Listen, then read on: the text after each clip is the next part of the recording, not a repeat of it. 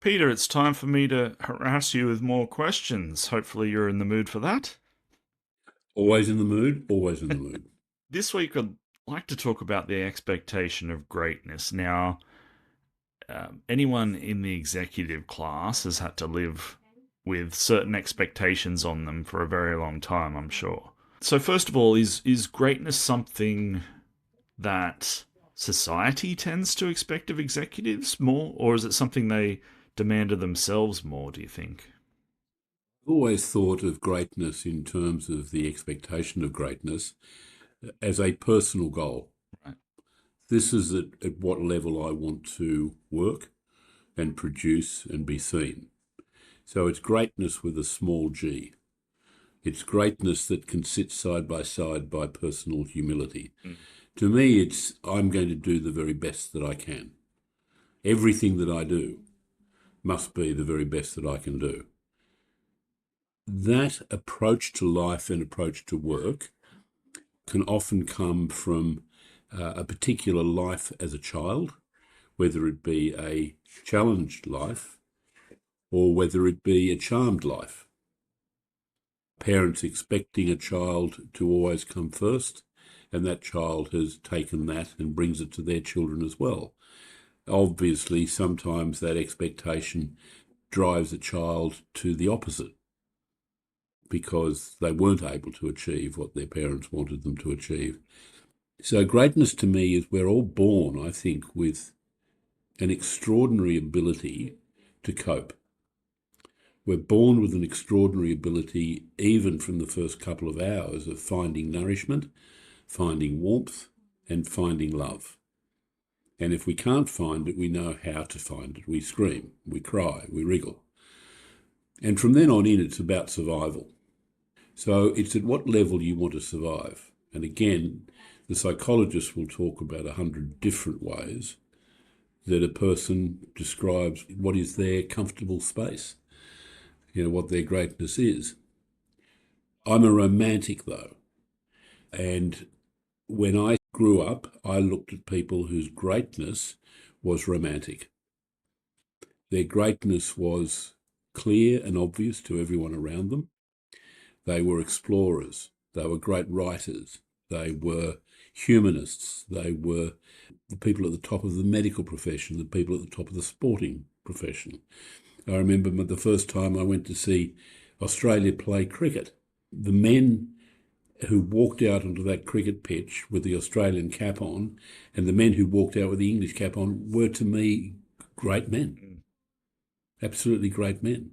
So that's sometimes redescribed as the hero in history. And sometimes we've had the hero as the leader, as the influencer.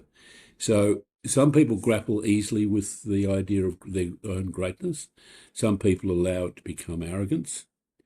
And some people attract the energy and power around them to be theirs only. Mm. And therefore it's theirs exclusively. And that's where it starts to run off the rails. Why do we expect leaders to be exceptional at everything? Do you think we do? Look, take the customer of a bank. Assume that customer is earning somewhere between $200,000 and $300,000 a year, is looking after a family or with their partner is maybe sharing the looking after of the family, the financial looking after the family. They, increase the house every so often. They have holidays. But the decisions about their mortgages, the decisions about their debt and their financial structure that they put in the hands of the banks, the decisions are being made by people who are earning $900,000 a year plus bonuses. This is huge money. Mm. So what does the person expect from someone who earns that sort of money? They expect miracles. They expect these people to perform out of the normal. And yet those salaries have become so normal that the people who are receiving them forget the expectations of the people who they're serving. And it gets worse. If you take superannuation, for instance, some of the superannuation companies are dealing with people whose income may be $100,000 to $150,000 a year. And all they expect, the clients expect, is that they get a good return on their money. They suddenly find that the executives in the superannuation firm are earning similar sort of wages of $600,000, $700,000, $800,000 plus bonuses, and they don't understand why at that level their returns going down. These people should be able to perform miracles. It's all salary based, do you think? Yes, but simply because someone at that level says, well, if these people are earning that sort of money, I'm entitled to expect that they work miracles. Mm. In the same way, I recently, or a few years ago, went in for an operation. The surgeon quoted me for the operation, and I immediately, having agreed to that quote, expected that he would create miracles. I expected at that sort of money, for the short time he was going to be fiddling around in my body, that he would do things, number one, to cure me, and number two, to keep it all neat and tidy. Yeah. That's what my experience. Now, had he come back to me and said, no, Peter, it was worse than we expected when we hopped in there, that's one thing. But when he came back and said, well, no, it was actually quite simple, but I actually cut a few nerves I shouldn't have cut, but there you go. That really did rankle me, because I still had the expectation that that sort of money, I didn't get that sort of what I describe or I feel was third-rate service. Okay. So if I was a multi-millionaire and I put all my money with an investment advisor, and I knew that investment advisor was making $33 million a year, I would expect that my returns would be extraordinary. Yeah. Well, I mean, I was wondering whether there was something just that we expect from those of us who have the leadership qualities, whether we have unreasonable expectations of them. But that expectation is for people outside the organisation. Mm. People inside the organisation who are reporting into or reporting up to those sorts of people, their expectation is slightly different. Their expectation, their need is primarily for safety, that they will be made safe, that whatever happens, they will be kept safe by this person in whom they've, I suppose, appointed confidence, appointed some loyalty to them, that they will be looked after. And when they're not looked after, that's, again, where it all starts crumbling down, where organisations such as banks, for instance, suddenly offshore 3,000 jobs, and man and wife, 3 or 4 kids suddenly can't get a new car and are suddenly running around at the age of 40 looking for a new job. So greatness in that moment has to have elements of rightness and quality and justice. So to take it further away from the dollar value, greatness, depending on where you're talking about, will have elements of accountability and responsibility. It'll have elements of humility, perhaps, elements of doing the right thing, elements of providing safety and security to people. So the expectation of greatness is very much environmental and situational. It can't operate clearly and easily under a generalist definition. Makes sense. Is there much difference practically between an executive that you feel is being driven by the need to be great, or an executive who's driven by the fear of being ordinary? I don't think there are too many executives that are driven by the fear of being ordinary. I think they're normally driven by the fear of being found out. The imposter syndrome is alive and well in most executives. Whether it should be alive and well in executives is a matter for the particular executive. I think the imposter syndrome is a guarantee of assessment with some executives. They shouldn't be there. They simply shouldn't be there. I would have thought that imposter syndrome is kind of more just a reflection of your ability to question yourself. But do you see it as more than that when it comes to, again, somebody in that executive class. Yes. For instance, since the 1980s, probably a little bit before then, we have allowed businesses to be divided into centres of excellence, as they used to call them. So a bank would have the business bank administration, and if we're talking about Sydney, sitting in the CBD near Hyde Park.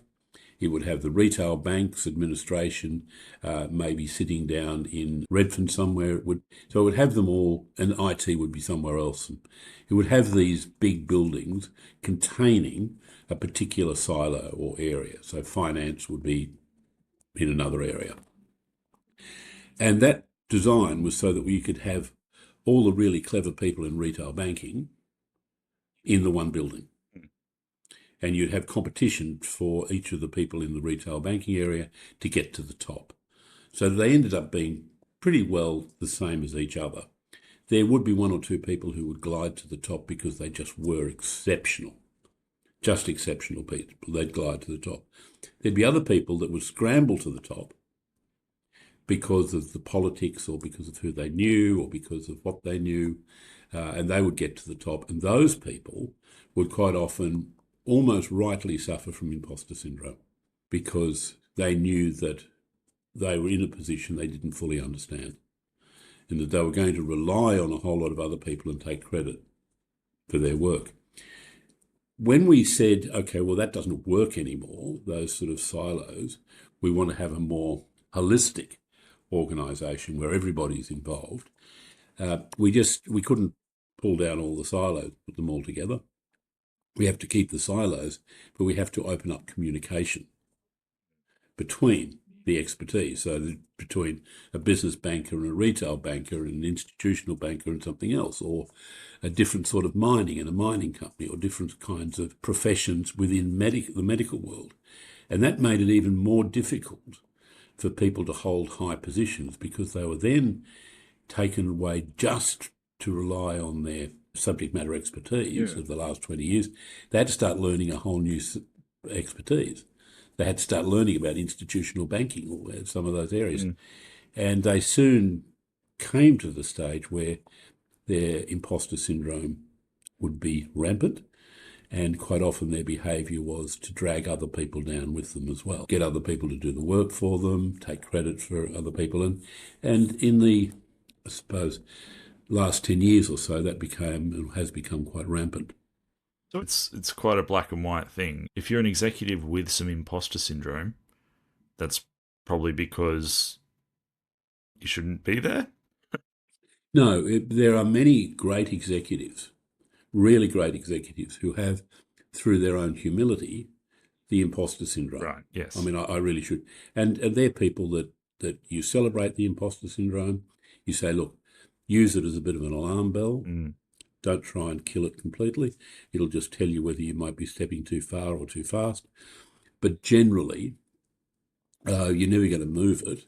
And I've often, perhaps not so much anymore, but often found women have had an imposter syndrome in order to deal with the unfair treatment that some have received from the structure, or the male structure, of large organisations. Subconsciously institutional thing, perhaps. Yes. It's interesting that in the political world, the imposter syndrome doesn't seem to have much of a life. For some reason, I've not met many politicians who suffer from the imposter syndrome. In fact, it's quite whatever the opposite to the imposter syndrome is.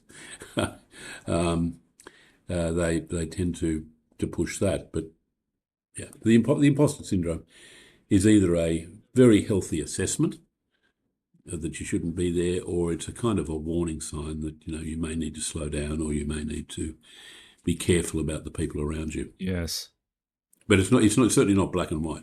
You're right about those politicians, though. If only a few of them had some of the questioning needed to have imposter syndrome.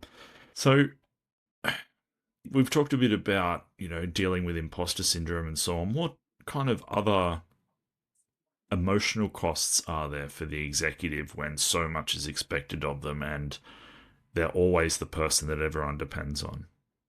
The idea that we've depended on executives for a lot has suffered a little bit of dilution in the last 10 or 15 years when we have pushed collaboration and cooperation as part of the decision making in the senior executive ranks.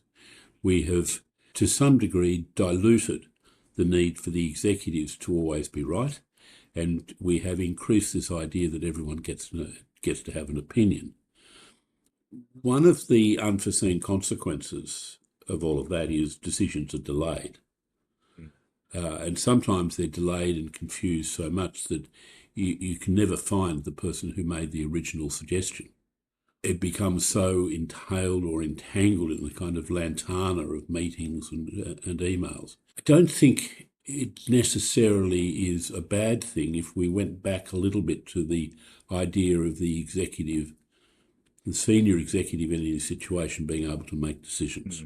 And this is probably going to send a whole lot of people racing around in circles screaming the end is coming, but to put a little bit more power in the terms of the executives, to say, well, in this situation, I'm making the decision.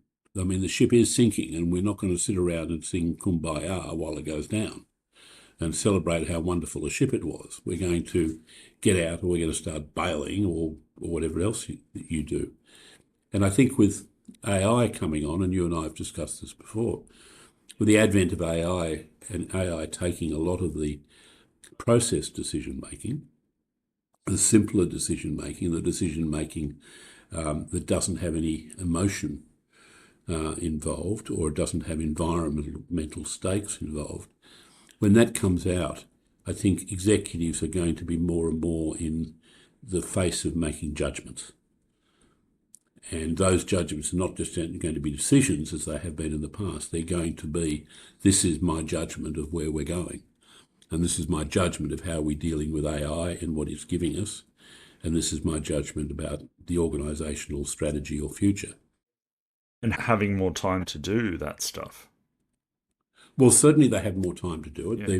They've lost the ability to do it.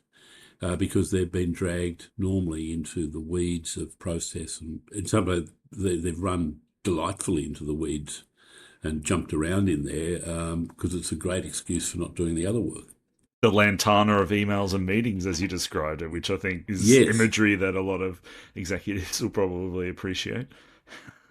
Oh, yes, look, I think so. And there are some executives who love being in that area because they can continue to say to their boss, look, I can't get involved in that more difficult thing because I have a team who's not up to it, so I have to continue to finish off the work of my team. And most executives, when I first meet them, you ask them how much of their team's work they do. And you'll often find that really good executives spend their first year with a team finishing off their work. The team learns that it only has to do 80% of the work, give it to the boss, and the boss will finish it off, thinking, oh, well, I'm just under the guise of just checking where I'm at, kind of thing. I'm just putting the cream on top, etc., etc. Yeah. But that's all being done late at night or on the weekends, and the team is learning, we don't have to finish off. We don't have to take the responsibility of handing in a completed piece of work. It's that open door policy you were talking about. With all this expectation of greatness and the emotional cost of being in the upper echelons of the executive world, is it still difficult for an executive to show any kind of vulnerability? Is there too much of a gladiatorial instinct built into executives to be able to acknowledge vulnerability? It's a good question. There's a tendency for executives and CEOs going off to their retreat halfway up a mountain and sitting around a log fire for someone that's normally the facilitator to say, well, let's talk about what we don't know about you. And people then say, well, what you don't know is that I'm an avid fly fisherman, or I make model railways, which is fine with the executive team. And everyone says, oh, isn't that wonderful? I'm still not sure what that does Mm. for the team, Mm. except it's a self-invasion of privacy. I certainly don't think that a CEO should be required to, as they so oddly put it, open the kimono. Is that a phrase? I think the majority of executives don't want the CEO to open the kimono. Right. They want the CEO to know more about them. They don't actually want to know all that much about the CEO, because a lot of what the CEO doesn't tell them, they don't need to know. The fact that they have, 2 Ferraris, a $10 million boat, holiday homes in Portugal, France, and Cairns is not something that I think they need to know. It certainly doesn't, it's not aspirational anymore, particularly as we have moved, I think, forever away from the conditions of abundance to conditions of scarcity or condition of complexity, unlike anything we've been to before. So it isn't abundance. It isn't that old situation where you couldn't fail to make money unless you just blew something up. And the only people who blew things up were some of the sons or daughters of the founder of the organisation. So that greatness often is self-stopping, because the investors in the organisation say, well, look, the founder's got to be pushed a little bit back to the background. They've, fantastic idea, you've done it really well. Look, I know your kids are really brilliant, but they're not up to scratch. We need to bring in some professional people into the organisation. So that expectation of greatness in the shadow of your father, who was brilliant at building this new company, that's often wiped from their grasp. Yeah. Well, that's a well played out story in media in Australia, certainly, and across the world. Yes. Yeah. But don't forget, there are some great organisations in this country that were created by one person and are still extraordinary organisations. I think the one that always comes to me is Victoria Coffee. Yes. Right. It's just part of the Australian landscape, created by one individual. That's that form of greatness, that person who can still walk and talk as a founder of an organisation that sits tight. But there are plenty of founders who have unfortunately lost the business because of the ill-founded belief in the sons or daughters or nephews and nieces' ability to run it. So I know this is something that you talk about a lot, the ability for people to be curious and to play and having the opportunity to be bad at things. Does the expectation of greatness on executives meddle with that to a degree that's basically means you need to come in? Is that Yeah, look, it's integral to it. Yeah. The ability to be curious must run alongside the decision to be great. Because curiosity leads to failure and failure leads to growth. You can't succeed without failing. Some of the great thinkers in management and leadership have all said this. You have to be able to fail and then grow from that failure, understand what went wrong, and then rebuild. So I think that's really important. And curiosity is a part of that. If I bang my thumb with this hammer, will it hurt? Yes, it does. How can I bang my hand or my thumb with this hammer and not make it hurt?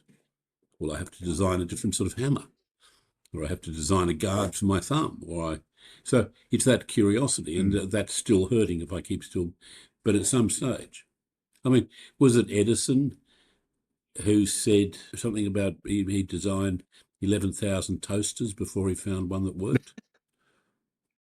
So yeah, it's that failure. The problem, I think, is our expectation now is that failure doesn't occur.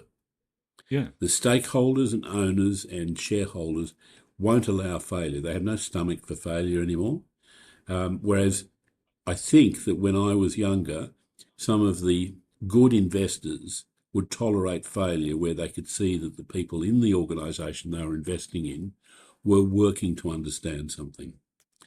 Of course, the research areas in cancer and all sorts of medical areas, they build their entire research on failure, because once they've failed something, they learn where to go to after that. But where you have a commercial entity where you've invested money and you expect a return, I think 10, 20 years ago, the investors were much more open to failure than they are now. Yeah. And I think, for instance, company reporting now is on a quarterly basis. 10, 15 years ago, it was on a yearly basis. I mean, I think every company having to report to shareholders on a kind of AGM every 3 months is an absurdity. Well, it's too easy to now, I suppose. So there's no reason. Well, I mean, it allows the shareholders to think nothing's happened, so that must be good. What about, have you ever had to coach somebody away from a goal that they thought was hitting their greatness and help them redefine it into something different that's actually more useful or healthier or overall a more valuable sort of goal? I've worked with people to redefine goal in terms of purpose. Right. So you've set a goal that you want this, but it's inconsistent with your own personal purpose. So how can that change? I want a house mortgage free worth $5 million by the time I'm 40. Okay, that's fine. But you also have a deep purpose of helping people, etc., Yes. etc. How consistent is that? And so you do that by questions. That is very much a challenging question type coaching. So yes, often the personal goals of executives don't give enough energy, and if I can say romance, to the strategic goals of an organisation. The passion is dried up by the personal goal, and there's not enough left for the corporate goal, if that makes sense. Yeah, no, it does. But I suppose making sure that your clients are receptive enough to not just have that kind of, I guess, blinkered purpose, to understand the value of the greater purpose, basically explains the worth of an executive coach, doesn't it? Yes, well, I think the blinkered comes with the goal. I want this. Yeah. The purpose has much more romance to it. Yeah. All right, last question for today. We've been talking about executives and their expectation of their greatness, our expectation of their greatness, etc.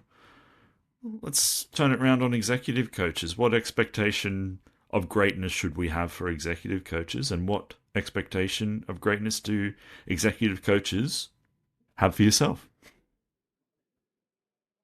I have very little expectation of greatness in relation to coaching, because it is almost a channel for me, for my clients. The anonymity of coaching appeals to me. So I have very little expectation, except that every time I step into a coaching situation, I give everything I possibly can.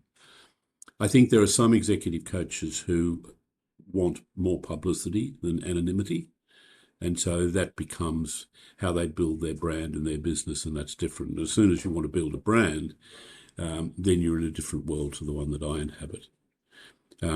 But I think clients expect greatness from their coaches because they expect to be able to rely on the coaches, and that's not unreasonable. But the coach, in finding their greatness, must find it in honesty, in humility, and in deep respect for not only the person they're coaching, but the people who rely on that person. Yeah, it's a kind of, I suppose, invisible greatness almost. You want to be there, but a kind of facilitating presence rather than a dominating presence, obviously.